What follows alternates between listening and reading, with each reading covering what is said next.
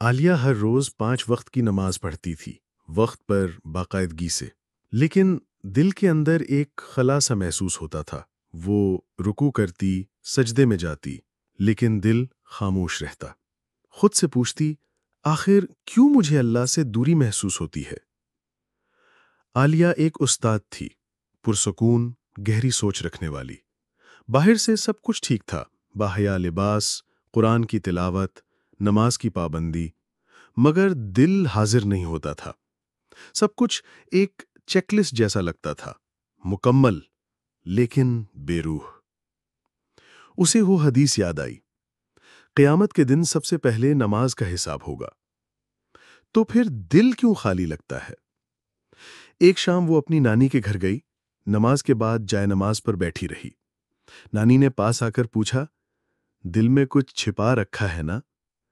عالیہ نے سر جھکا کر کہا، نماز پڑھتی ہوں نانی، مگر دل خالی سا لگتا ہے، جیسے بس ایک رسم ادا کر رہی ہوں۔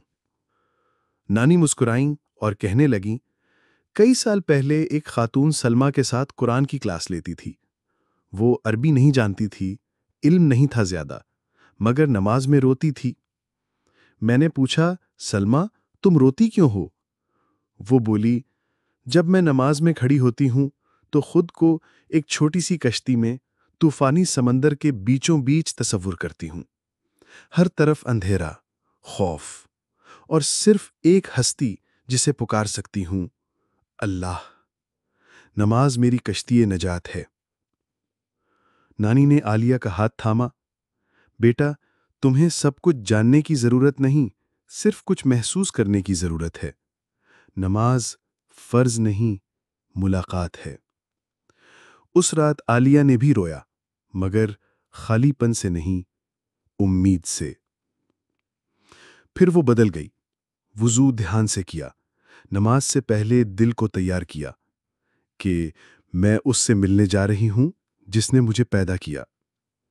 ہر آیت کو سمجھا، ہر لفظ کو دل سے محسوس کیا۔ الحمدللہ رب العالمین اب دل کو چھونے لگا۔ دعا اپنے الفاظ میں، اپنے انداز میں، جیسے بچہ اپنے رب سے بات کر رہا ہو۔ پھر ایک رات تہجد میں ماتھا جب سجدے میں لگا تو خالی پن نہیں تھا، رابطہ تھا۔ آنسو تھے، مگر غم کے نہیں، بلکہ قبولیت کے۔